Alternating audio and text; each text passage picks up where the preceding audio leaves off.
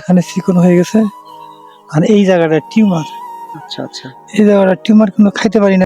Haruna Rashid ভাইয়ের কাছেই শুনতে চাবো যে ওনার আসলে কি সমস্যা, ভাই আসলে কি সমস্যা? ভাই আমার খাদ্য নলি এখানে চিকন হয়ে গেছে আর এই জায়গাটা টিউমার।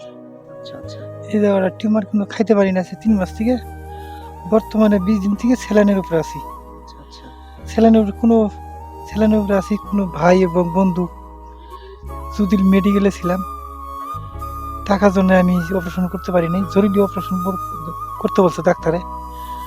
যদি এমন ভাই এবং বন্ধু আমাকে একটু সহযোগিতা করেন, তাহলে আমি যদি বাঁচি আপনাদের কাছে দোয়া করব এবং আমি আমার পরিবার নিয়ে আমি চলতে পারবো। আচ্ছা, কত টাকা হলে আপনি আসলে আপনার অপারেশন সম্পূর্ণ হবে? ওরা 3 লাখের কথা বলছে।